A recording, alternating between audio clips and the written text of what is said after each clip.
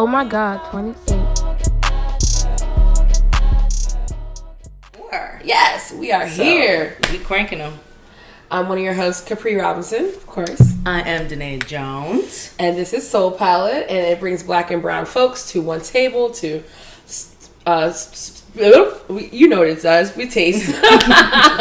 Taste spirits. Yes. We talk about what's going on in the industry, what's going on in the world, things that are impacting us, and things that we love and things that we hate. Yeah. So here we are. And our goal is to normalize actually speaking on the things that you taste and that you smell and that you experience while you're drinking without feeling like you have to search for the answers that somebody else is expecting for you to say, as opposed to really going with genuinely what you're feeling and experiencing and tasting and smelling through spirits. So absolutely, that is the mission behind Soul Palate, and everything else is just the icing. So. Okay, coating. So today we are drinking rum. Yeah. So this is our first time on the show doing a rum tasting, and I'm really excited. It's one of my favorite categories next to gin and tequila. So yes, it's gonna be tasty. So which way are we going here? We are going from left to right. Okay, awesome. So it's going to be looking right to left. People looking at us, but it's going to be left to right for us. So we're going to start in the Caribbean and then work our way into the U.S. Awesome. All right, so first we sip. Yeah, definitely some water. Mm-hmm. First we sip. It's the segment saying good for me. Yes. Mm. Oh, God, yes. Okay. That water? Mm-hmm. Water good, y'all. Water is literal life. Filtered Brita. Right, so the first one that we are tasting is Brugal 1888. Yes, and it is a Dominican rum, aged minimum 2 years in, I believe, bourbon oak barrels. They distill it twice in pot stills, and the people that are creating the master Maneros which are the master people that pick all the barrels, 5 generations in. So they're called Maneros. Yeah, Ron Maneros. I think Maestros. Y'all, I don't know. I think it's Maneros in my brain. Yeah, you might be right. I was just making sure I got the pronunciation correct. Because I tell up our computers during our podcast now, which is great because I'm gonna start just looking shit up. Yes, because we have to be accurate. We don't have a computer person yet. So at some point, stay with us. Watch the growth. It's inevitable. So at some point, someone will be operating the computer shit for us. But right now, we are the computer people. It's Mastro Ranero. Mastro Ranero. That makes sense. The rum master, pretty much. The maestro. All right, cool. Hold on now. Close the windows. It's life in DC, y'all. That was loud. City life, period. I hope y'all can't hear that for real. We'll see. But if so, hey, you heard it. So every time we taste, we like to say exactly what comes to our brain and when it hits our nose when we're smelling it, and then we want to say exactly what comes to our brain when it hits our palate when we taste it. So here we go. It's definitely giving like toasted sugar, like like if you torch the top of some cane sugar. Yes. Whatever that smells like is this. Which I love that smell because it also reminds me of the creme brulee we had last night. We're going to tell you all about that. Good, yes. That's a whole other segment, but yes. So good. Oh my God, I'm still obsessing over dinner yesterday. Yes. I haven't even want to talk about it too much because I don't feel like hearing Ra's mouth about it yet.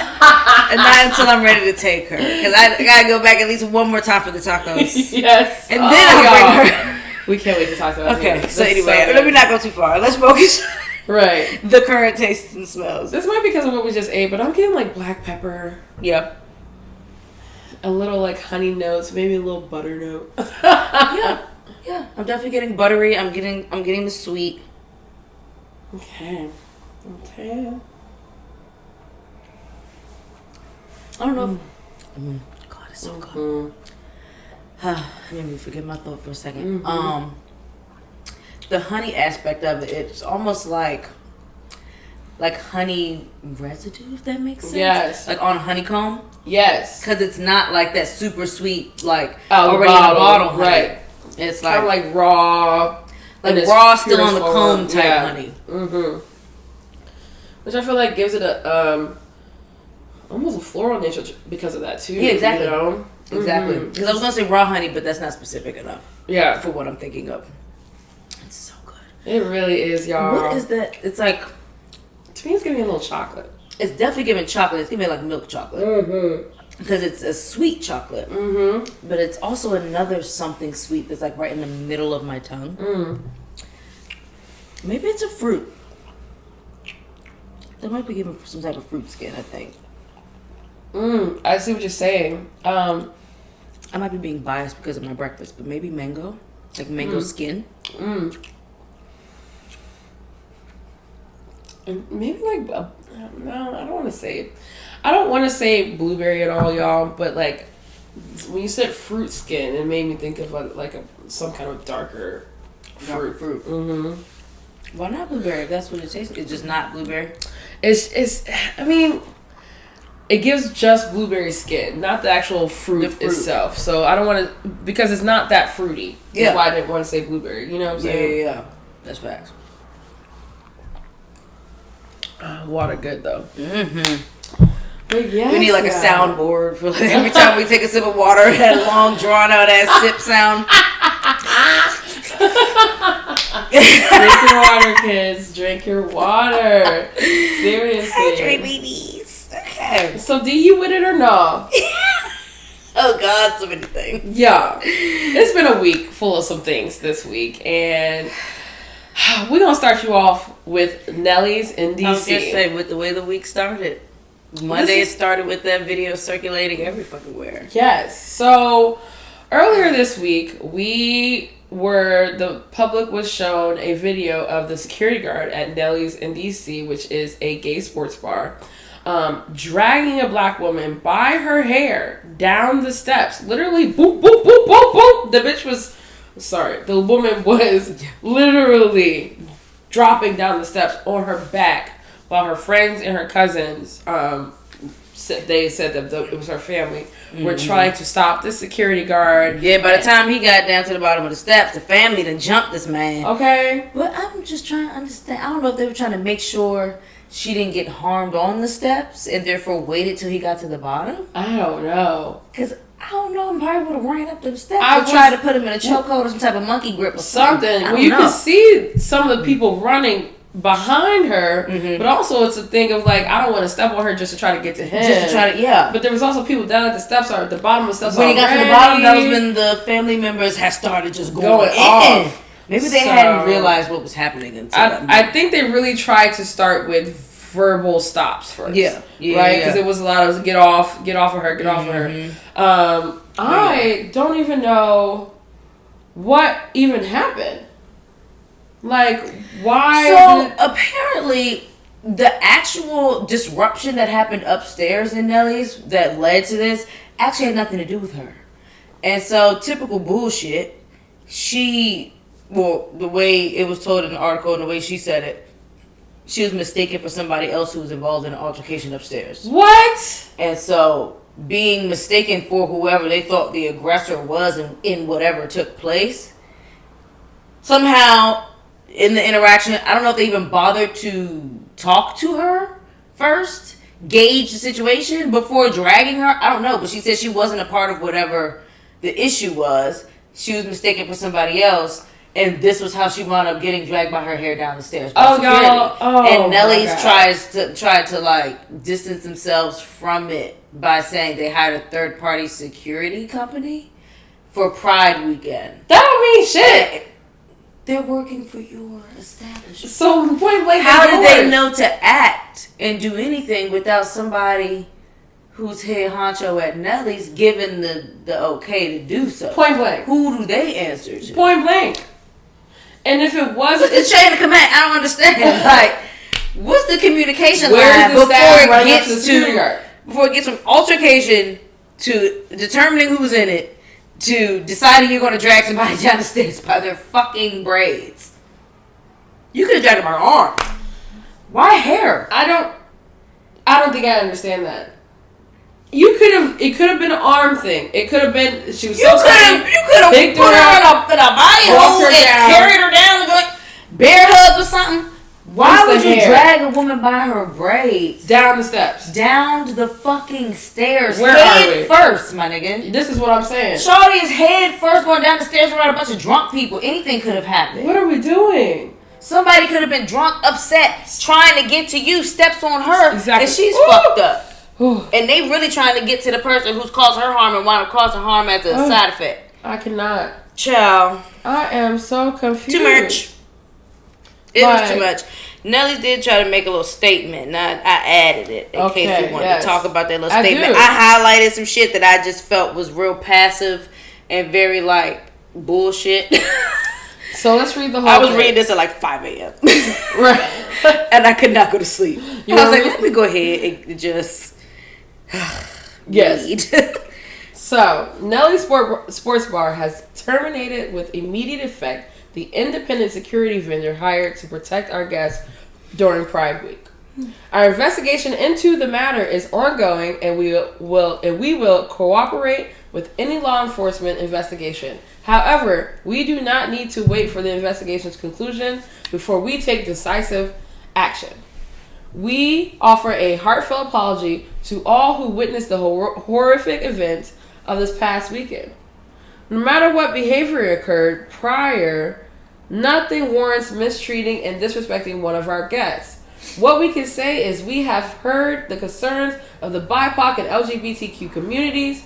Nellie's will be closed this week. Oh, they closed for a whole week. They closed for a whole week. Damn, as we evaluate this regrettable situation, though we will continue to pay all non-security staff their normal wages. I don't give a fuck about your staff at the moment. In the interim, we will use this time to listen and understand what more we can do to create the safe and friendly atmosphere our guests have come to expect from Nellie's Sports Bar over the past 14 years. Bullshit. So that was bad. It was bad. That was bad. So bad.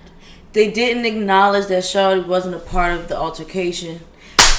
They apologized not to the victim of this violent security guard. That was my But thing. to all who witnessed her. What? That's why I highlighted it. All who witnessed the horrific events. Fuck the person who actually went through the horrific event. But we apologize to those who witnessed it. I'm confused. No matter what behavior occurred prior, but what behavior from her occurred prior that warranted that type of response? And this is, for me, we know she had nothing to do with this, so it doesn't matter now. It doesn't matter, it shouldn't happen. It's basically what it sounds like.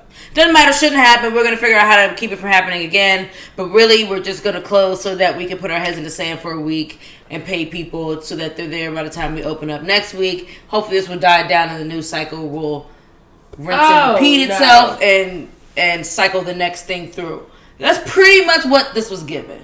I'm over that. Like, that's what it's given. I cannot believe that at all. Like, how dare you, Nellie's?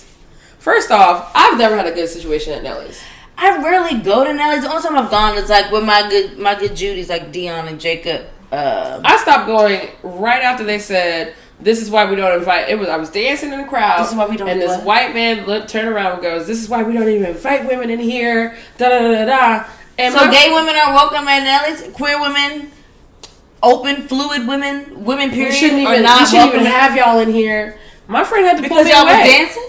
I don't even know. Maybe we accidentally bumped into them or something. But this was back in the day when people bump into people. Period. Up top, in the top floor. You would just prefer to feel some meat. This was years ago, and I've never been back since.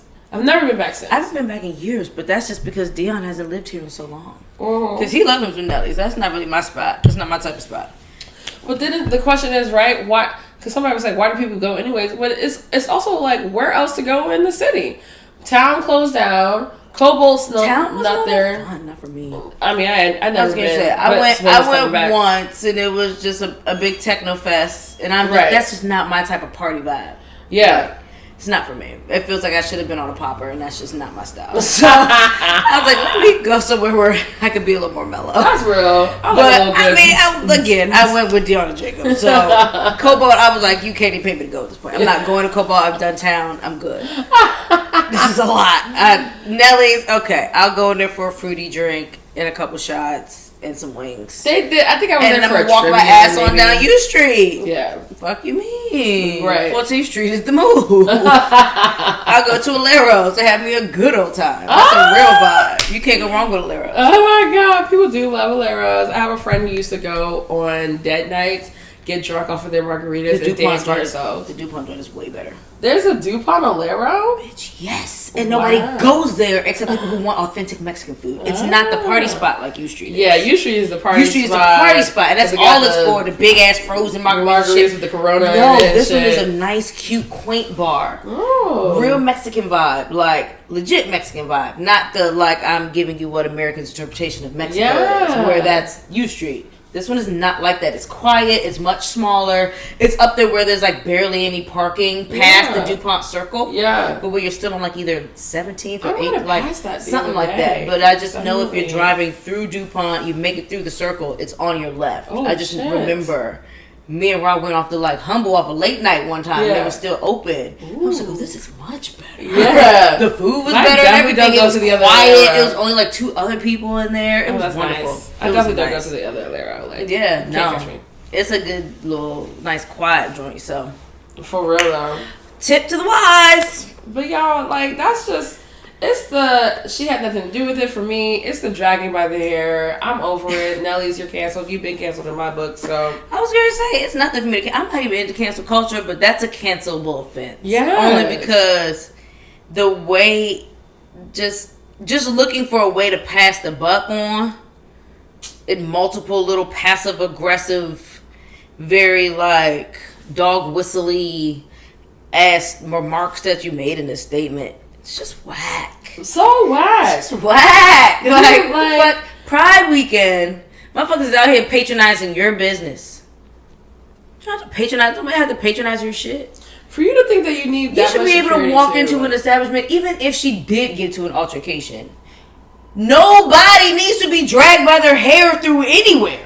I'm like, it just makes me do this. If it was a white man that got into an altercation, are you going to grab him by his turkey neck and drag him on down the fucking steps? No, you're not. You're not. You will probably have 2 fucking security guards escort him. So and take him outside to make him calm down. So cool off.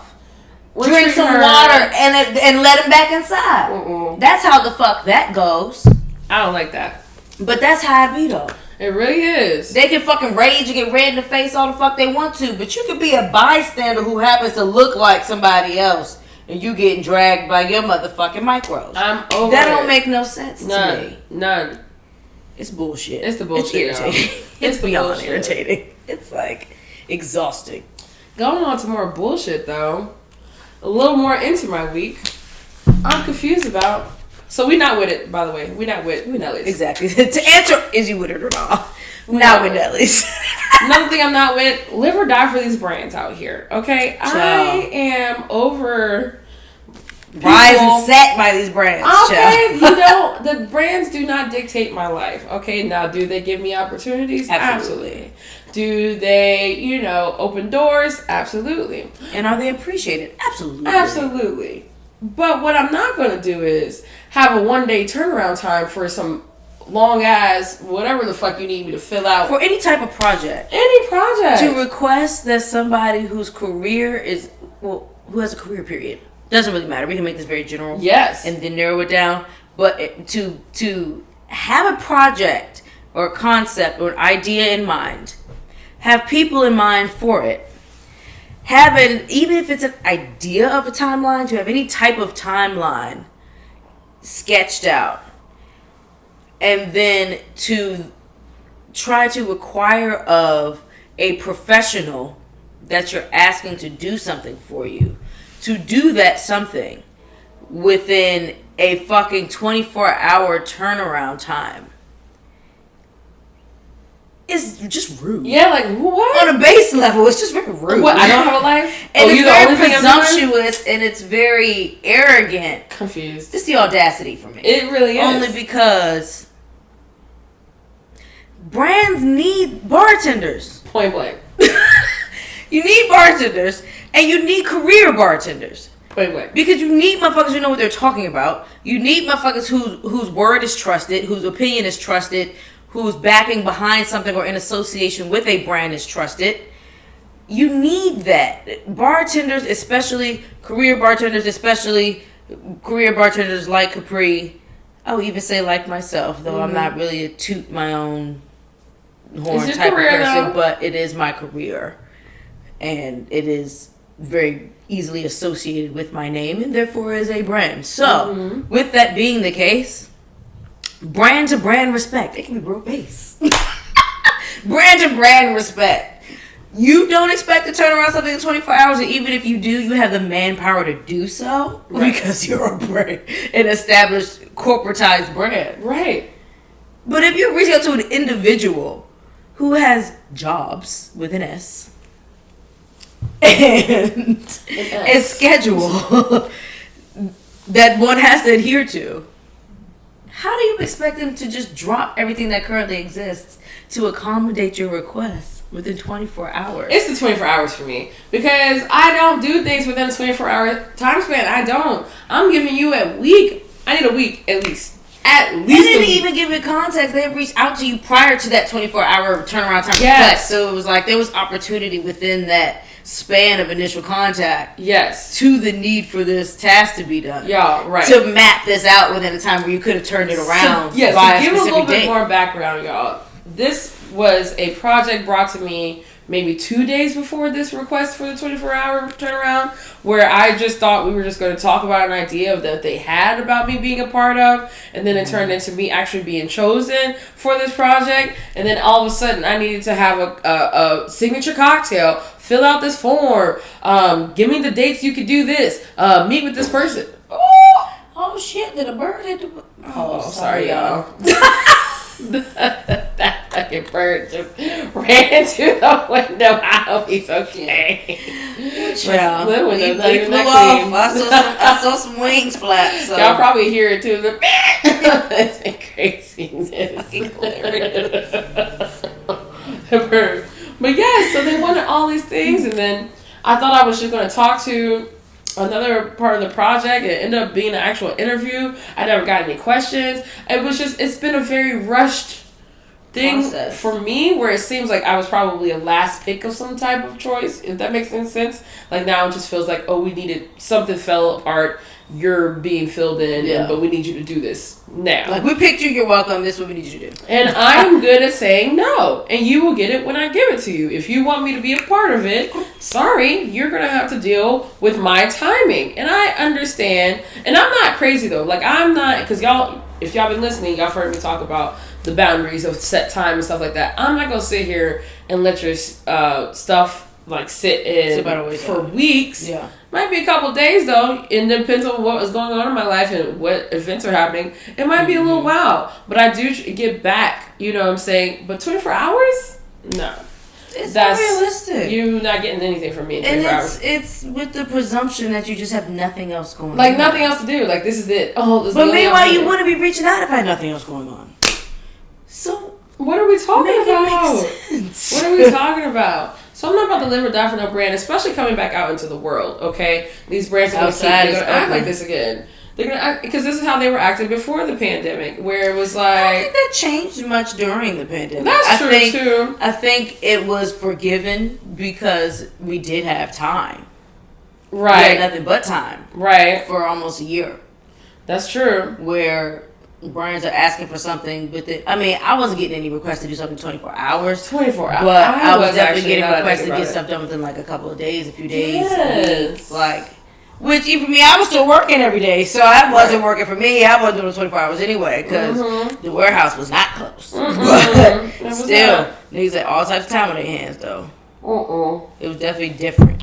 What you're not going to do is act like I'm here to live for you. Shit out here. Yeah, no.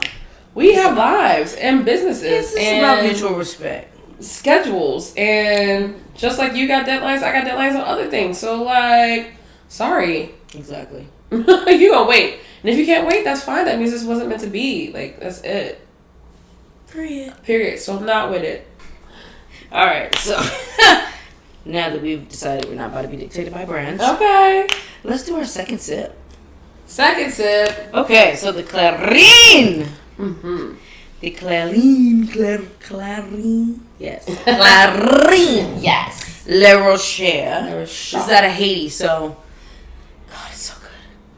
So this is actually a. I don't even know what the proper, because it's not like a barrel pick. It's not as straightforward as like whiskey, where it's like a barrel pick. But this was a specifically selected barrel by the Aficionados group and Steelbox. So,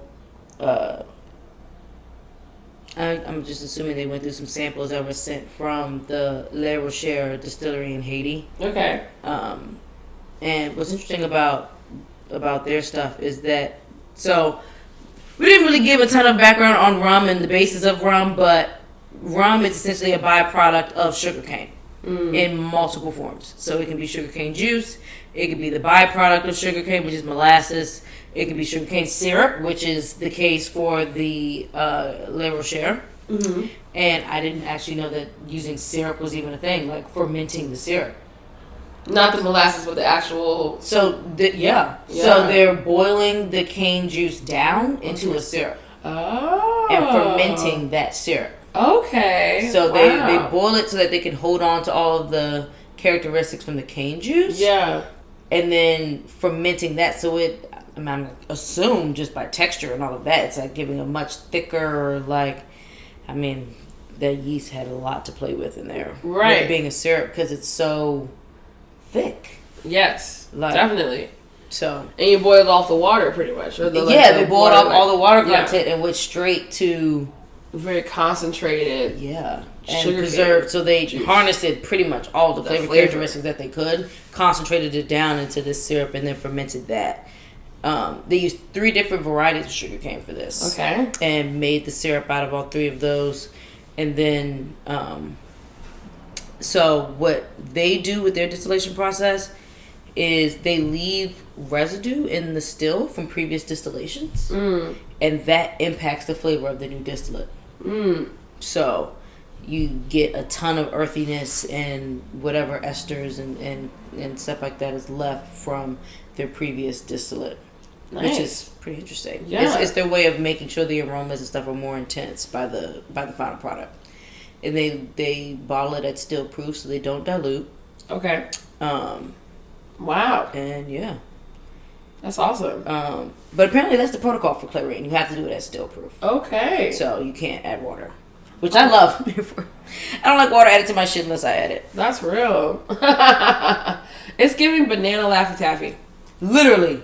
God, yes. Like literally. Banana Laffy Taffy sitting in a bed of grass. Yes, exactly. Like, you just freshly cut some grass and plopped a banana Laffy Taffy on it and ran your nose across it. This is what you smell. Yes. Oh, I love a Laffy Taffy after cut. Seriously. Like, the side of soil. I can't, maybe there's a little bit of, like, dried pineapple, if that makes any sense to me. Like, yeah, because it is a tropical fruit in there, and it's definitely giving dried. Yeah. Because it's not giving like fresh chopped, juicy, nothing like that. It's giving very concentrated, almost like jammy. Mm-hmm. And it comes behind all the grassiness. Yes. Mm. Smells really good. They definitely, the intense aromas, you did what needed to be done in the illustrious words of law. Be done. Literally. God, it's so good. I'm surprised I've been able to like sip through this bottle that slowly. Because it's my go-to for a daiquiri when I'm at home. Oh, you can tell, y'all. This is the wit's end. I was going to say, you probably can't tell from the camera, but it's definitely at its last, like, maybe 2 ounces. I maybe have 1 cocktail in there. It's so good. Okay. What are we tasting, though? Right? Like, I feel like... There's a lot happening. In the WSET world, this would be very complex. And very pronounced. Very pronounced. We're pronounced. Little pinky. Is it me, or does it feel like something like cooked, almost charred is happening? Yeah. Or am I... It's like... You know what it makes me think of? Like charred corn husk. Like if I grilled corn in the husks, and and really singed that husk, and then just like licked it or something. I'm gonna go with but I would still taste corn. With the It's grilled still pineapple. giving that. It's still giving that. Yeah. The only reason I didn't say grilled pineapple is just because grilled pineapple still makes me think sweet. Oh, okay, yeah. Whereas this is still giving me, it's giving me a little smoky. Yes, it is. So that's why it's making me Which think is crazy. like, I wonder what's giving that smokiness. yeah. You think that cooking down of the juice? Maybe it's going through the boiling process of being turned into a syrup. Yeah. To then going through the fermentation process, which involves heat. Yeah. Up to a certain degree. And then going through distillation, which is nothing but heat. Mm-hmm. And then it gets rested in still vats, so these don't get put in any barrels. I think this is my favorite one because I've had some Clarine, and this was probably my favorite one. The other ones are delicious. I've tasted a couple working at Serenata, but other than that, I hadn't tried Clarine before. Yeah. Shout out to Erica. She was fucking delicious. I had this Clarines everywhere. Clarine. Yes. Oh, I was about to grab a cocktail. So, D, do you have a signature brand? And are you with having a signature brand or not? I mean, signature cocktail. We have signature brands. I was gonna say, I would like to think I have a signature brand. Right. No, but signature cocktail, I don't feel like I have a signature cocktail. If someone had to ask me. Like, I know that I have cocktails that I've made up that people ask me for again. Mm-hmm. So I guess technically by definition you can call it that. But like, am I walking around with my list of signature cocktails that I do? Not really, no. And I don't really like to be asked that shit. It's like, crazy. I don't like to be asked behind the bar. Don't ask me that for a competition. I don't understand that. Don't ask me that, period. I don't understand because my that. answer will honestly probably change every time you ask me anyway. It just depends on the season. Okay. It really depends. And not even the season of the year, season of my life. It depends on the season that I'm in personally. Seriously. What that signature drink is. Like, I will make a Nay Cup all year round. What's a Nay Cup? A Nay Cup is spirit. Or spirits, because I definitely did that bourbon and barrel-aged gin by accident, but it was delicious. That's what we were drinking at our Steelbox barbecue. Oh, okay. It was the Manifest barrel-aged gin with the Pursuit United bourbon. Ooh. I thought I was mixing bourbon and rye, girl. No. It was barrel-aged gin, but it was so good. That barrel-aged gin added so much character. So the spirit honestly doesn't matter at this point. Oh my gosh. So spirit, fresh blueberries, lavender syrup or lavender honey syrup, just depending on the vibe. Yes. And I do lemon and lime juice mixed. I do equal parts lemon lime juice. That's real. And I blend it and double strain it. And it's the prettiest purple color ever. It was so pretty. I make it the way I make it just because I really like how it looks over crushed ice. Yeah. I just really love it over crushed ice. And I top it with mint and call it a day. And that's an A cup. But it's the easiest punch ever. It is. It is so tasty. It drinks so well. It's so good. Easy. Yeah, it's so good. It's strong as shit. You can barely taste the alcohol. You taste just enough to know that the alcohol is there. Yep. And so by the time you're on your third, you're like, what the fuck happened? It's great. It's for real though. So if I had to say a signature joint, I would say that because my name is in it. But I didn't even name it that. So, y'all, we get these questions, like if we're applying for something or, just working a regular night at the bar, too. Night at the bar. And people just come up, and you've probably been this person.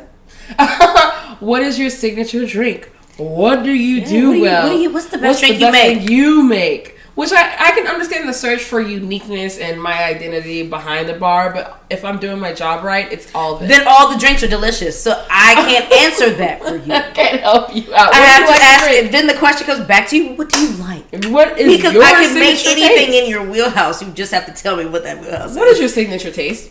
That's all. That's the question. That's the real question. It's not what I can make. It's what you like. Mental note like shit. Like, what's your signature taste? Yeah, like what are you? I'm care. What are you into? What's it? Ball back in your court. What is it giving? You got it back. What would you like to be gay? That's gonna be my question. So what is it that you would like to be gay? Exactly. Yes. So that I can make sure I'm giving what needs to be gay. For real though. It's real. That's the perfect way to make someone confused. Y'all, so I asked this question to my Facebook groups of peeps. And I said, when asked, what is your signature cocktail, what do you respond? Okay. First of all, it's the diverse combination of friends on Facebook for me that warrants the diverse response. Just to preface. So most of my friends, my friends on Facebook are split between high school, middle school, mostly industry. I was going to say, and then industry. And that's it. That's like my life. Family. Like, a sprinkle of family. It's sprinkled. Splash like, of friends. I got 0.5%. Industry. It's it. 95% industry on mine. That's why I can ask these questions. My Facebook I have like 500 something but friends, but they're like mostly industry. Because I completely restarted my Facebook. I deleted the one I started back in like 2004. It just makes sense for networking. Started over. And it's like mostly industry people. Yeah. So that's why I'm barely on it. But what I do love is that some of my family did comment on this in their own way. So it's hilarious because I have some people that aren't in the industry that also commented on this. Mm-hmm. And I love that. But we got depends on my mood. To make or drink. What's your signature to make? What's your signature to drink? Fact, and those are two different things. Right. What do you do here? I got someone that said an eye roll. Then we have they said I just give an eye roll. I said okay, I'm just gonna eye roll on my application. I have someone says I savor magnums like nobody's business. Would you like to see the list? Ooh, that's a great answer and a quick upsell. I love that one. A quick upsell. But you're not savoring nothing. You feel like getting a Magnum? Okay. Shit, they might. They might. Though. If they clear the space for a motherfucker, hey. We got a lot of whatever the favorite cocktail is. We got a lot of whatever someone came in and said that they heard someone say that that's what they make. So if you came in and was like, I heard you make the best old fashions, that's my signature drink. That's my signature drink. That's what I'm It getting. literally depends on the day. And then people gave actual signature drinks. One was called a Oaxacan Tricycle. Oh. And it says equal parts mezcal, Chinar, Blanc Vermouth. Cap Course Blanc works best. I don't really know what that means. With rhubarb bitters. Huh. They're giving a brand of the Blanc Vermouth. Oh, okay. I've never heard Cap Course. Only Blanc Vermouth I think I have is Dolan's. I need to figure out where this rhubarb bitters come from because I'm trying to get my bitter game up. I'm trying to think of the brand. Probably Fee Brothers. I know they make a rhubarb. Right. Someone said cream, Cosmos rule everything around me. I love that so much. I love that so much. This is a really Cosmos. This is so fun. Oh no! I love it though. I mean, if you know what you're doing, you can make a really great Cosmos. Right. Shout out to Darnell, who I believe won Bacardi Legacy for the United States about 2-3 years ago. He put his drink from that, which is definitely his signature drink. It was on menus all over the country, so that is definitely signature. Are some beaches still on menus? Places? I don't know. Not that I know of at this moment. Probably down in Miami with French now, so he's down there. Well, yeah, so. those were not great. It was not. I was not. We was drink. I didn't have them till Tails, and they were like at every Bacardi event. I was like, this is really sweet. It was so bad. Really I think the original was probably delicious, but then once you start to batch stuff like that, once you start to like, it's gone. Corporatize the cocktail. Yeah. It definitely thinned out. So it was thinned out and sweetened up probably somewhere. Not lime juice. Somewhere something got lost. Trying to be fast. It wasn't good. People did a lot of classic cocktails. So we got Boulevardiers, we got The Last Word, we got Martinis, daiquiris, which I'm like, that's not your signature. It's not your signature cocktail. That's something you make great. It's like, that's but if you follow the recipe properly, you should make it great. There's no reason it should ever be bad. So that's kind of a cop-out. I make a mean old-fashioned. Well, if you use the right whiskey bitters and sugar, seriously, and the right ice, then you have a good old-fashioned on your hands regardless of what you do. So someone said I hand them a bottle of water with my signature on the cocktail napkin. Yes, God. Please sip on this water while you ponder on what you actually want to drink. It just goes so good, y'all. That one is great. It was a really great list of people, just really hilarious. You get great interaction with your stuff. This said anything Arita. Anything Arita. You want a cognac margarita? If the name of the bar is the name of a cocktail, there's your answer. That's great. My cousin asked me what was the last thing I made her when she was here, and I was like, girl, I don't know. Why would you have remembered that?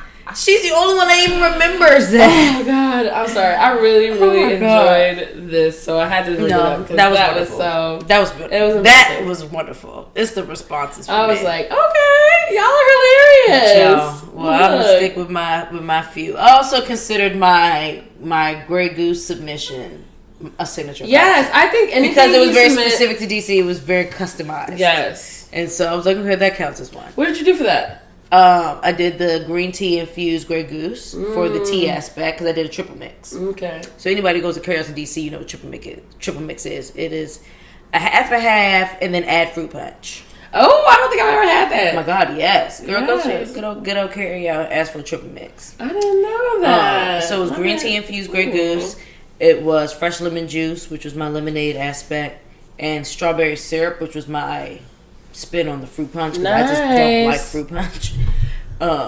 So I did. I think I might like elevate that and do like a berry blend syrup and like double strain that through, see what kind of color it gives me or whatever. Beautiful. And make that the fruit punch, like a beautiful fuchsia type thing. Yeah, it's gonna be really pretty. And then I did. So I made the strawberry syrup. Remember I told you I just let my strawberry sit in sugar and turn into syrup. Yes. And then I strain out the strawberries. So I put those spent strawberries at the bottom of my cubes, my molds, and made strawberry cubes with it. And that was like the garnish. Absolutely. With the dehydrated lemon wheel. Yes. And then I topped it with a little bit of soda. And I love that. So good. The original was so good. When Greg Goose had us do those videos that we never saw the light of day. Have them? Never saw the light of day in 2 years. Well, you need to ask somebody. I've been asking. For real? I asked the Bacardi people that I know. Even the people I thought I had some pull, nobody said anything. Oh, you guys never saw those? No, we didn't. Oh, well, yeah, let me ask. Crickets. I asked 2 people that you know for sure I had the Grey Goose experience with in Miami. Huh? Jenny Falk? No. The white girl? No. Oh, I asked the white girl. See what's happening. I asked, and Colin. Oh, child, you know how I feel. Because he up there, Grey Goose is his baby, so he does the... But never heard anything about it. So I have no clue how the video looked. It's the fake support for me. Like, I was like, are we ever going to get these? Like, we got the iPhone photos that they took of us at the Grey Goose bar. We never got any of the Those were iPhone professionally photos? Yeah. The videographer also took photos of us on his phone and texted them to us that same moment. And then that was supposed to be for us to be able to just talk about the experience or whatever. Yeah. Whatever, but that was supposed to be anticipation of the videos. Right. We never got the videos. Never got a follow-up. Nothing. I've been asking for 2 years. I've asked my fellow winners, has anyone heard anything about videos? No one. And no one else seems to be asking. Am I the only one that wants to know? So back to living or dying by the brand. So this is another thing, because y'all motherfuckers be acting like y'all coming through and you want me to do all this stuff in one day. You can't even give us some photos in 2 years? Girl. It's okay. I accidentally did that to the competitors too. But they have them. They have them though. Because they brought it to my attention. It was brought to your attention and then you sent it. Yes. You know how many times I asked about this shit? That's craziness. With the people who were there in the actual experience with me. No. So they have reference. I don't get It's not like there is this miscellaneous, like, mysterious video that they're asking about. They were present. And so we all know that these videos exist. What happened to the content? What's going on? Where is it at? There's 12 people who shot content. You hired makeup artists for this. Who were terrible, by the way. I had to go literally fight back tears and fix my makeup in the bathroom. But that's another story for another show. Are they not listening or are they just doing whatever they want? I told her I'm very clear about what I like and what I don't like. Yes. Period. I do my own makeup. I know what I like. I don't even let my mother do my makeup anymore because she doesn't listen to me. Yeah. So I was very clear at the beginning. I have no problem directing you before you start. I like clean. I like neutral tones. Yeah. On myself, I just use different like browns and golds, and I play on those type of things. I like glitter. I like dewy. I don't like heavy doing too much. Cake. It's not my thing. Yes. She act like she understood it. Whatever. I'm not gonna make you feel uncomfortable. It's your job. You were hired to be a professional. I told you what I like. I'm gonna trust you to do it. Yes. So she steady talking my head off, child. about the work she's doing in Baltimore and this, that, and the third, and just random shit. At this point, I just feel so much anxiety because I can't see my face as we're doing it. I don't even hear her speaking anymore. And when she said Baltimore, sorry, Baltimore, I just got more anxious. Because then I'm like, who did you do makeup for? But I don't want to ask that because my line of questioning is going to come across as I don't trust you, because I really don't. So I just didn't say anything. By the end of it, child, she had me in makeup like I was back in college going to Ultra Bar on a Saturday night. That was not what it was giving.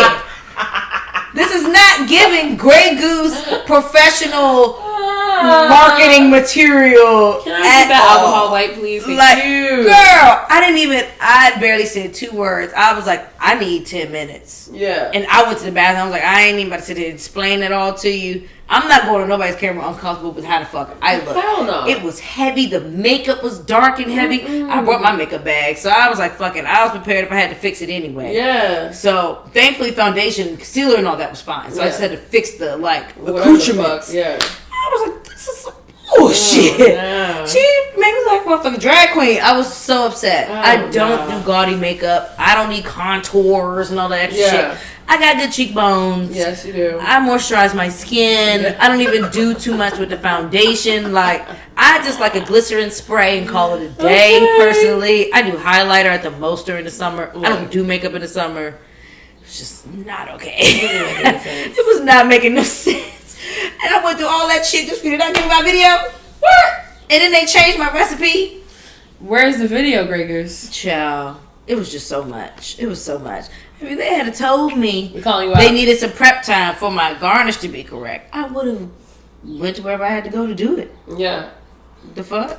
I would have did it my damn self. The garnish wasn't right? No. So instead of my ice with strawberries in it, they just did these thin strawberry slices to put throughout the glass. Not the same effect. It's not the same. And then instead of the green tea, instead of just infusing a bottle of your Grey Goose with some tea bags or just some loose tea leaf like I did, they just gave me a side of green tea.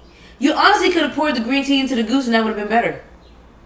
If you ask me how something is made, and I give you the specs, make it, or just have me make it, I would have made it. We were down there enough times. We were down there for days. Like, I would have made it. You could have gave me the bottle. I would have took it there too. You could have infused the day you got there and been ready for one bartender or one brand ambassador. Prep these people like we did for the competition. Yes. Prep these people's stuff as it's per their instructions. Yes. So that when they come to do it's ready as the way they made it. Y'all, I don't play around. What you tell me is how I'm going to make it. It's how we execute it with Chocolate City's Best. It's really shameless serious. Plug. Shameless plug. Niggas is really, but it's a bartender's competition. It's a bartending competition by bartenders for bartenders. Yes. And that's where it's different. It's not by brands. Yeah. For brands, really, because it's really for promotion of the brand, making cocktails for the brand to then market after the fact, right? And utilize and all that type of stuff. So it's definitely a marketing thing that they even bring the competitions about to begin with. But Chocolate City's Best is not that because it's not owned by brands, which is nice. So, ciao. The brand bullshit, needless to say. Needless to say, it's the brand bullshit. And then the communication. It's the retrograde for me that we are in. Are we winning or not?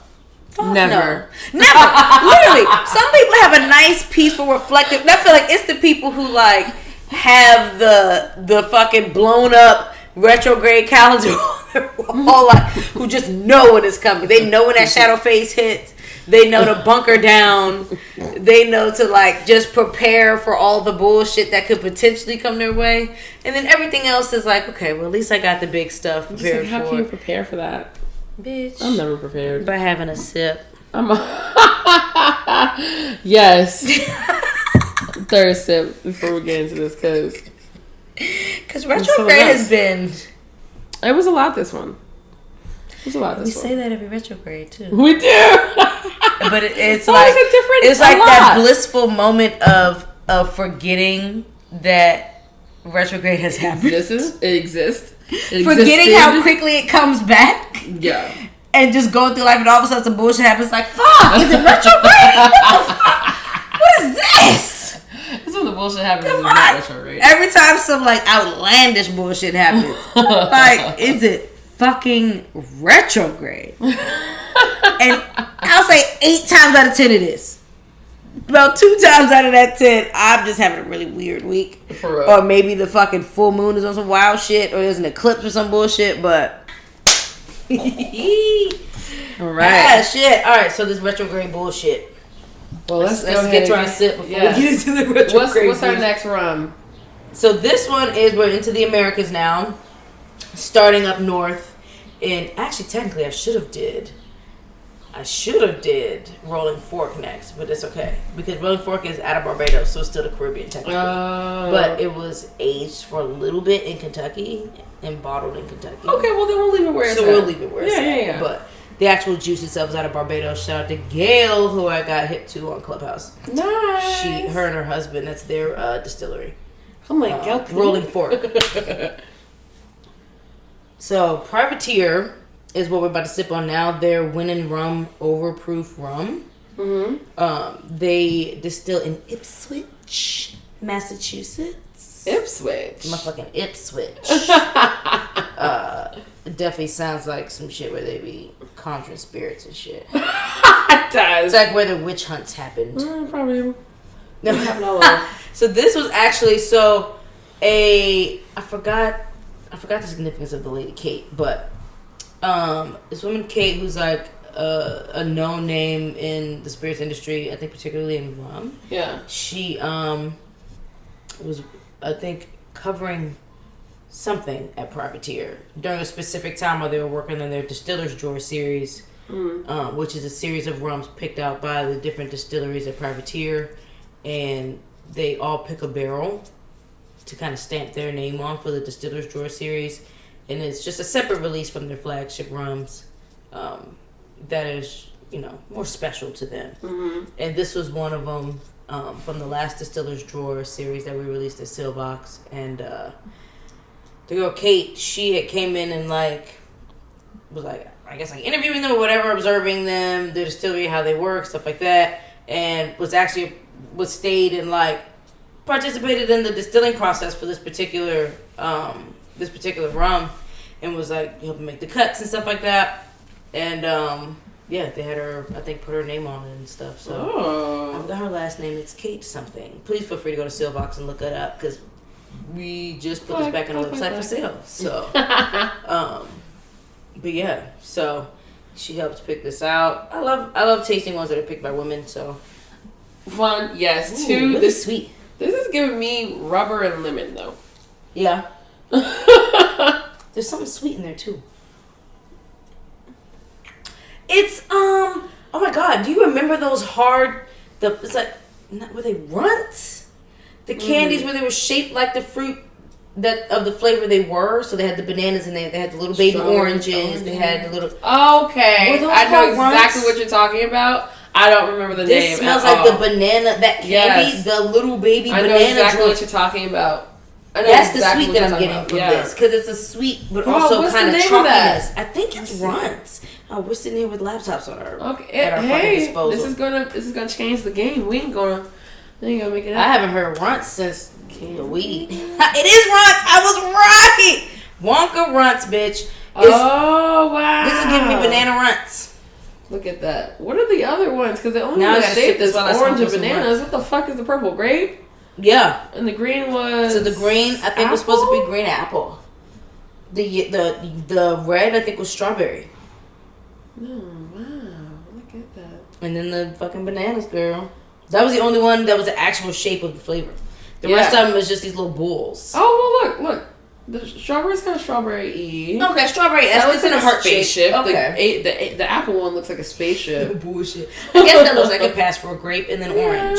Yeah. But yes, so the smell's giving banana runts. Damn, why did we even with some eat lemon? That? I don't remember. I was never eating that shit. I didn't like them shits because they got stuck in my teeth. They were weird. Such weird. Wonka, though. Damn, they really made a whole candy. Like shit. But yes, it is definitely giving that. Okay. An American overproof. You're gonna be in the nail salon feeling great. Okay, and they give mimosas. Yes. It tastes like banana runs too, to be honest. Like shit.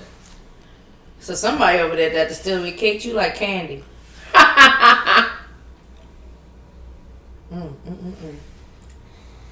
It's definitely mouth warming. Mm-hmm.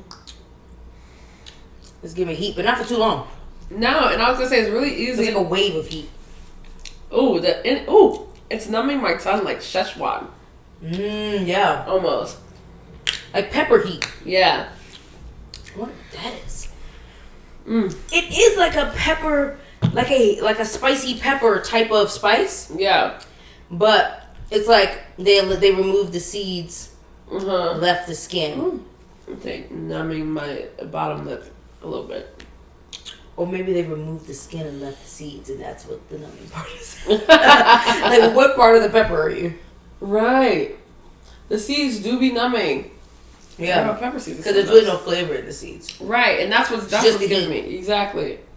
That's what's kind of giving me. Yeah, once I get past the, like, initial mouth-warming effect in the front, the banana runts in the middle, and then a little bit of acidity and, like, mouth-watering at the end. I know we don't really be talking about the finishes and shit, but this one is interesting. That is interesting. It falls into kind of like a chalky texture. Like where it dries in dries into ash on your tongue almost. Oh. Like it evaporates on your... It's almost like it feels like it's evaporating on your tongue in real time. Yeah.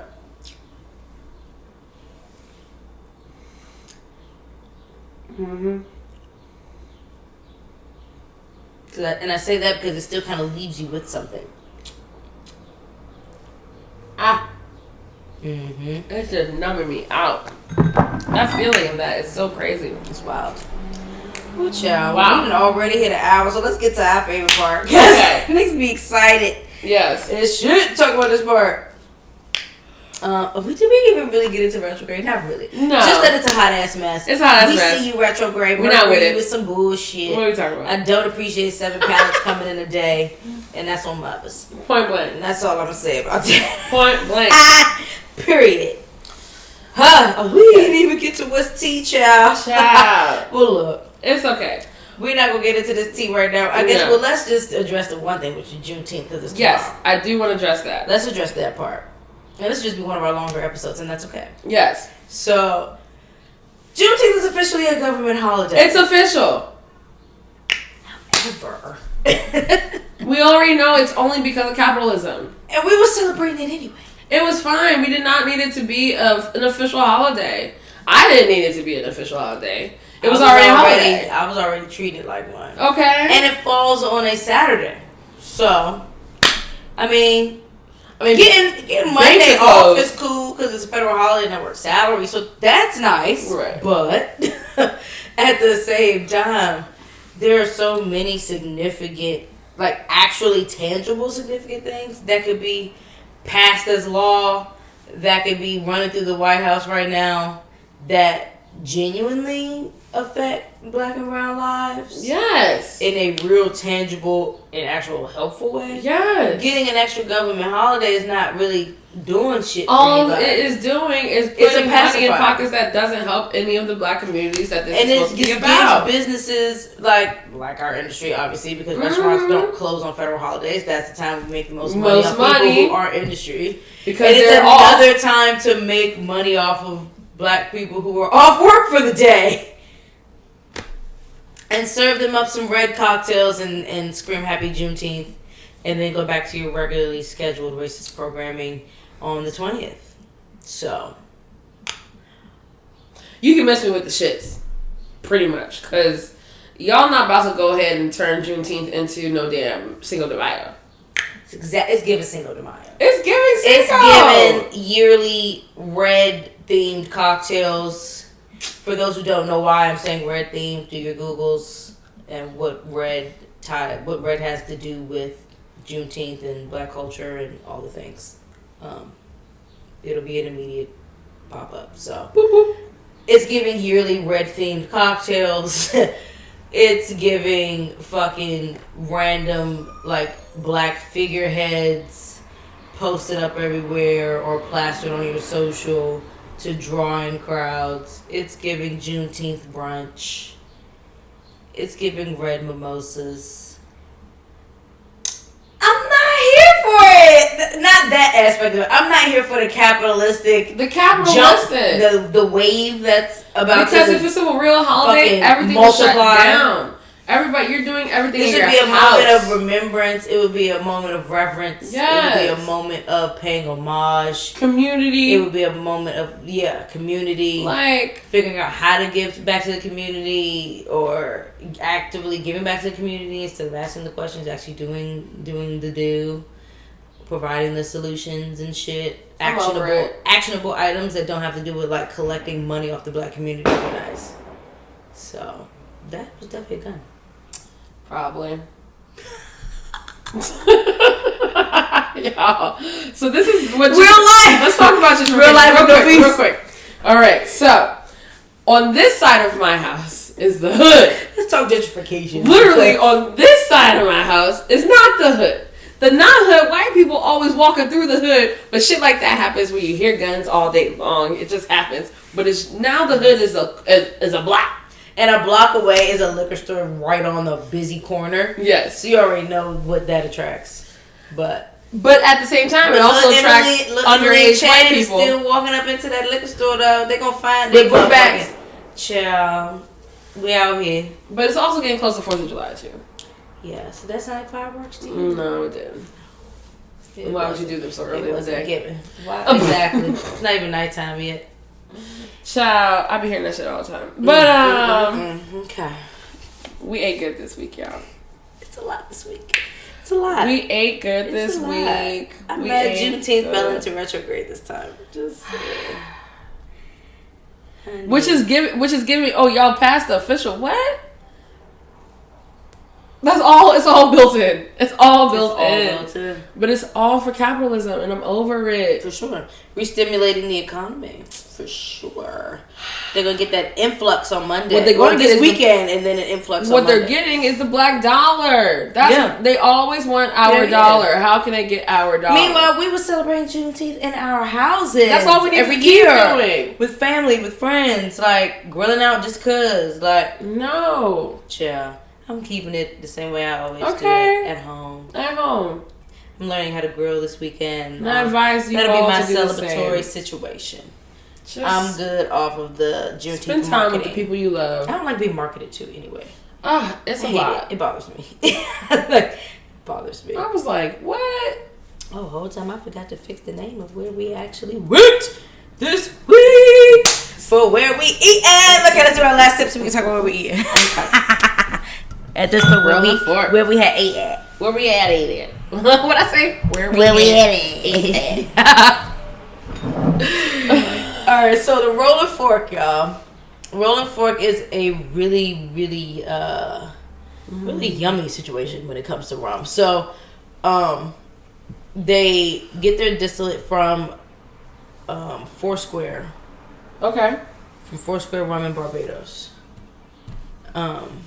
So they pretty much always get their distillate from them, and then they do different barrel aging and barrel finishes separately at Rolling Fork. So this one is actually our first Seal Box Select release. Okay. We sold out of the second one, which I'm so upset because we drank through that shit at whatever shindig we had at my house. So this one was aged in ex-bourbon cask for 8 years in Barbados. And then aged for another 8 months in some ex-bourbon cask. Some ex-wheated bourbon cask. That makes a difference. For 8 months in Kentucky. So it spent its last 8 months in the U.S. But it's good. Y'all, it's giving like sugar cookie, vanilla. It's giving snickerdoodles from Iverson Ball. That's what it's giving. Now, only reason that came so handy is because Rod just bought some 2 days ago, and it smells like it because the cookie also has fresh that, snickerdoodle. I really love that sweet, smell. But that like also kind of baked doughy. Doughy, yeah. Mm-hmm. And not like chewy doughy, but like just how dough baked. Yeah, with that little crisp around the edges. If you could bite into it, which we can't, but still, it smells really tasty. Mm-hmm. There you go.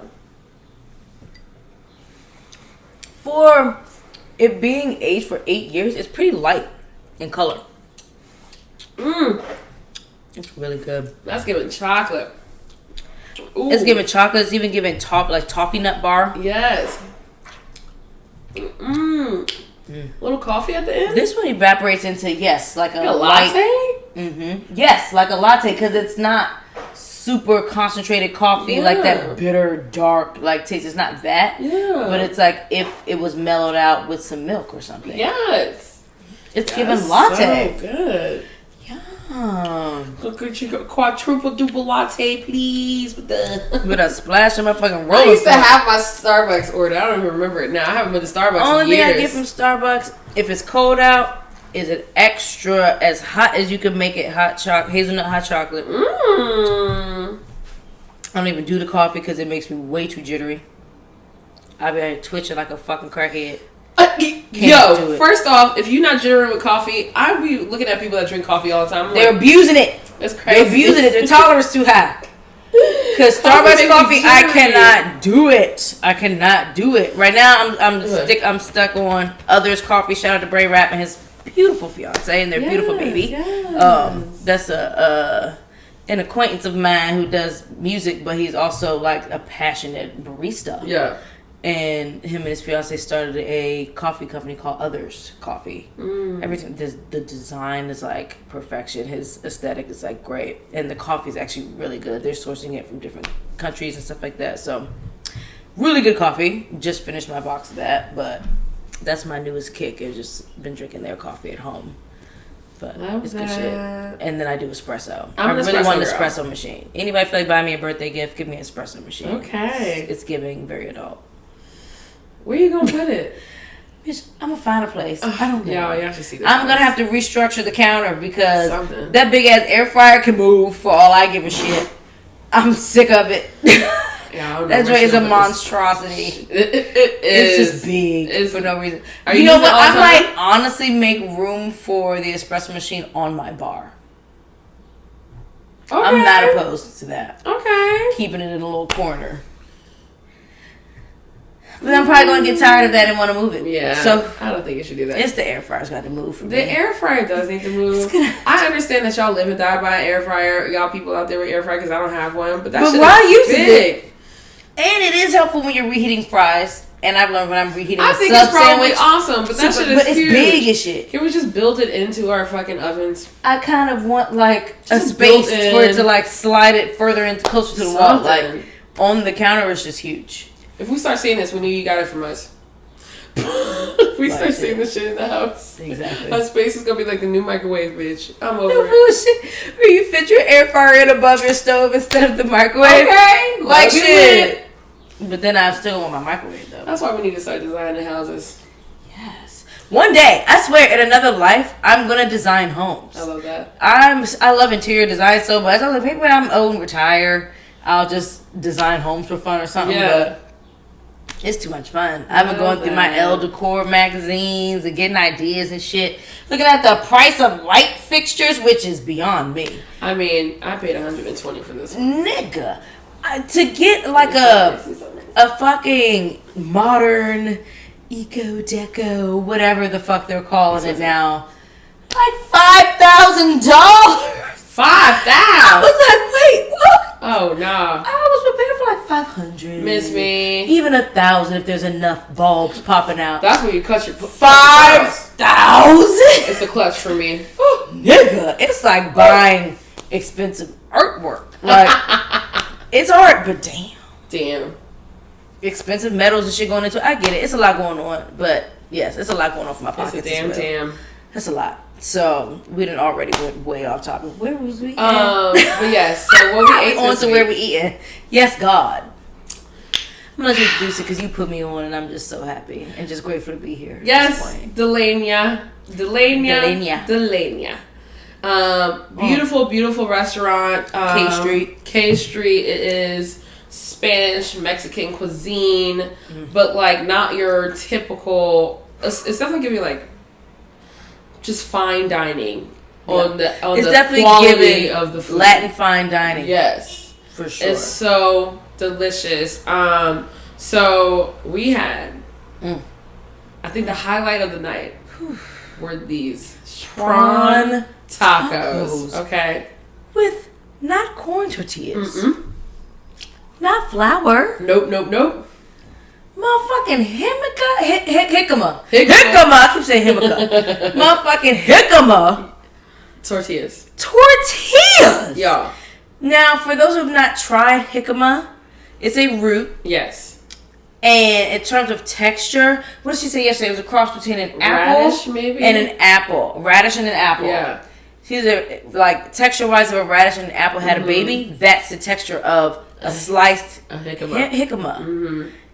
It was like thinly sliced. It was like maybe they brushed it with some citrus because it was refreshing. So refreshing. It wasn't oxidized or anything. Oh my gosh. Like it had a bend in it, so it didn't snap when you went to bite into it. Yes. So it gave you a good bend like a flour tortilla, but it tasted nothing like what you would expect from any tortilla on a taco you've ever had. It was like it left all this room for just to taste every other flavor in that taco. So that it wasn't like, I don't like corn because it overpowers everything else for me. And texture wise, it's just not my favorite. Flour, where you can taste everything in your taco, flour still has its own distinctive taste too. Whereas this was just like a really light, refreshing, like crisp backdrop. Super spring to these nice, like spicy, like the fried prawn, the crisp of that, the chipotle sauce of that spice. It was just like the cilantro. I need one right now. Bruh. It was so good. And I'm not going to say being cheap, but I was looking at this motherfucking price, like $18 for some tacos, which I really time at. And 4 tacos. They shut me the fuck up. 4 tacos, right? Yes. 4 tacos. I think it was 4 because we were sharing a plate. Because it said 3 on the menu. Damn, because we definitely ate 2 each. Oh, maybe they did. I think they gave us an extra because we were sharing. Thank you for that. Probably shout out to Cindy. Okay, if y'all don't get 4 tacos when y'all go, sorry. But it says on the menu, they ain't lied to you. It said 3 pieces. We were eating family style and ordered a bunch of shit. Yes. So we was in there really patronizing. So they probably looked out for the love. They did. I think they did. Oh my God. Everything was good, but the tacos were just like I just did not expect that, and that's something I would absolutely pay for again. So I'm a really big fan of their burrata, which comes with like burrata salad. Beautiful like heirloom pesto, tomatoes, heirloom tomatoes, shit, like watermelon, it was like the pesto or chimchurri. Chimichurri maybe. Might have been chimichurri because it looked the same as the chimichurri for the empanada. It was the salt for me, and I'm not a big salt fan. Like I can honestly at this point go without salt. I don't like what it does to my ankles. I already have big ass ankles. Like salt makes us retain water, so yeah. So I'm over it a little bit, but this was so perfectly salted where it was like the salt in the bite was needed and it was purposeful. Like it was so awesome, and I love it, and I love just the creaminess of the burrata with the slightly room temperature watermelon and just a beautiful good tomato, not soggy, not hard, it's just juicy. And then the creme brulee. Hold on, that wasn't even it, babe. We got the corn empanadas. The corn empanadas were delicious. We had, let me see, corn empanadas, the burrata salad, the prawns, and something else food-wise. Oh, the grilled oysters. Oh my god! Also good. How can and I it wasn't what we oysters? expected because we're coming from expecting Louisiana style charred oyster. Yes. This was not that. The oyster itself was what was grilled. Yes. And it was nice and warm. Yes. Typically I only eat like raw oysters, so it was nice. It was warm and flavorful. It's still and it wasn't too much. The mignonette was nice. Yes. Like, oh my god! I of course skipped the bacon relish because I don't do pork, but she said the bacon relish was good. It wasn't need needed it. on it, so flavor wise, it didn't need the extras, but we of course indulged anyway. But God, all 4 of those dishes was like so good. So it was my second time there, and God, it was good. I want to go back again. I'm ready to go back already. I'm ready to go back already. That's good food. I was ready to go off the late night just to get the tacos again. Like, just give me tacos. Let's just go to get some tacos. You know we gotta add to our list of places to go. The place we've already been, but I haven't been and sat in since over a year ago. Hamilton. Right. Late night joint. Yes. Like late night happy hour, sushi happy hour type shit. We gotta go back. I've been doing all that. I've been doing all that's that. given post quarantine. I've been Old Ebbet since pre quarantine too. It's still fucking delicious. Of course. Oh, of course. So consistent. I've gotten food from Hamilton since then. I have not sat. I have not done late night and like really been at the bar. Nice. So let's do it. Gotta add that to the list. It's always great. Yeah, make sure they cocktails still give me what's supposed to give. Yeah, that's one place I don't have to micromanage a cocktail. Okay. Speaking of, let's say good. Yeah, 600 tea. Yeah. 600 tea. 600 tea. 600 tea. 600 tea. Is it considered a speakeasy or no? Kind of, technically. Yeah. Yeah. It's definitely inconspicuous like one. Yeah, because you when you look at it, it looks like the basement of someone's house, which it is. It looks like a house next to El Chocho or El Toto or whatever. El Coco. The Latin spot next door with the bouncer outside. It looks like the house next to the Chucho and Teco. Teco? Oh, Teco? It might be a Teco. Oh, shit, because I think I was Coco, Chocho. Damn, I don't fucking know. I don't know. It's the L's for me. It's the L's. 600 tea. They have turned it up in there, a beautiful outside patio that used to just be a fucking alleyway. So it is amazing. So they did such good woodwork, and they're still working on the whole thing. If you go in there, first you walk into really dark brown wood, beautiful bar, nice green, plants and just black and browns. It's like it's definitely my favorite aesthetic of bars is brown woods and blacks. Mm-hmm. I love that. I really like the concept of all the beautiful black and brown people behind the bar. Okay, I like the concept of your bar should look like you're looking through a glass of whiskey. I like that idea. I love that. Yeah, so that color for me is always big. I love that. Yeah, so, as like an aesthetic reference. Mm-hmm. Like that color tint is what I love, and they do it very well in there. Yeah. And the cocktails were good. What I love about 600 Tea is they push boundaries on things. Like one of the cocktails D had, which you go to D's Still page and there's a beautiful motherfucking picture. That picture is such a good picture. But they cut Bozal bottles and made them into cups. To the glass, yeah. And it was beautiful. It was wrapped with banana leaf. Banana leaf, and just a beautiful garnish. What was it? A sliced guava, dehydrated guava. It was crazy. It was a lot. It was good. Mm-hmm. I think I had some kind of Madeira spritzer. Mm-hmm. Was my favorite. Yeah, the Nika gin and tonic. Mm-hmm. They are really playing around with those types of Spanish gin and tonics where you're like really garnishing and really putting in, bringing a lot of herbs and stuff into it, bringing a lot of like your citrus notes and all that out through the actual herbs and garnish and stuff like that. Absolutely, edible flowers and all that. It was very pretty. Presentation was nice. A1. And it was such a beautiful night last night. And the sherry daiquiri was good too. Yes, sherry daiquiri. It's not too often to get to have a sherry daiquiri. What did Andrea call it? Stick Talk Sunshine daiquiri or something like that. We have to look that up. I can't remember. She definitely called it a different name. Mm-hmm. And I think she makes Surfino with her Amontillado. Amontillado, yeah. Mm-hmm. And she does a whole half lemon in there to get the lemon oils. All right. I definitely made a mental note of that one. Oh, that's why she called it the Sunshine, because that's called the Sunshine when you put the fruit in. There we go. Sunshine daiquiri. Yeah. Answer that question. And the Regal is when you put a peel in. Mm.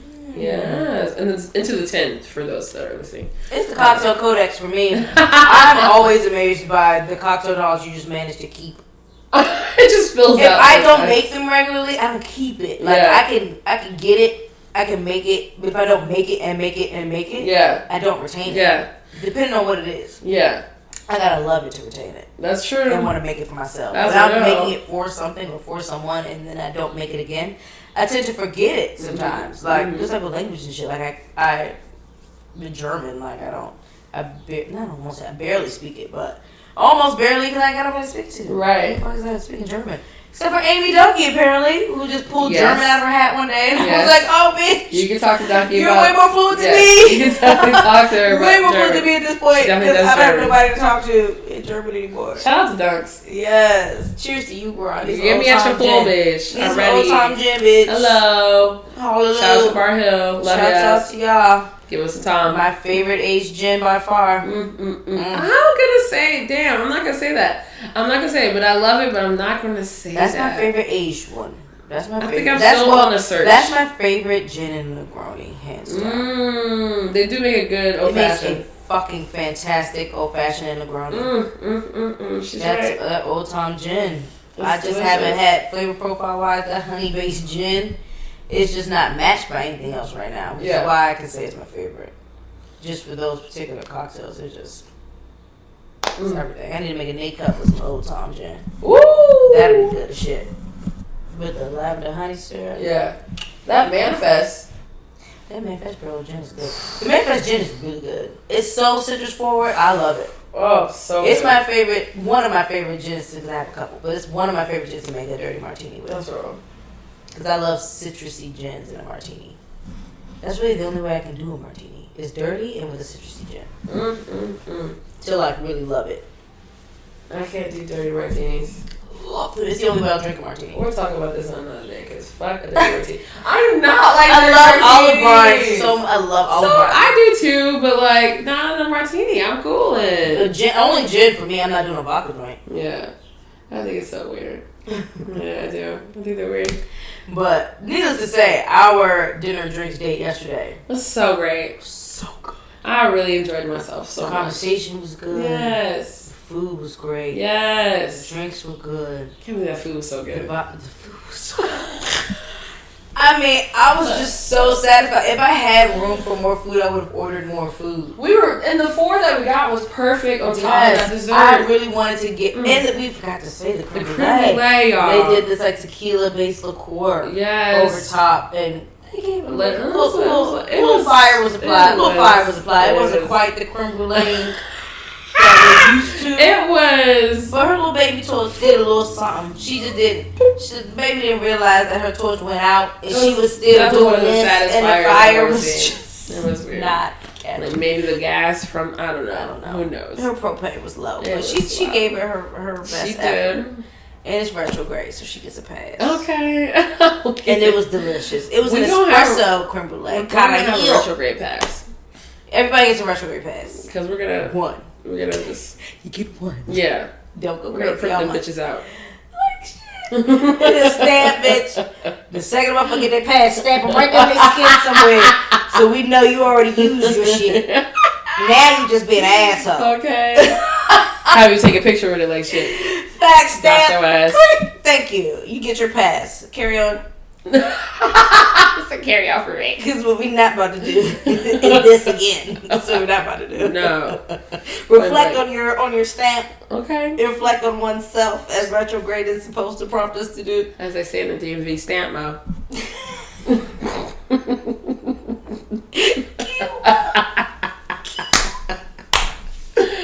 Well, that's all we got for y'all. Like We will shit, sit on here that and talk all day. Let's sit here and giggle at y'all asshole. Well, do we want to do this last round?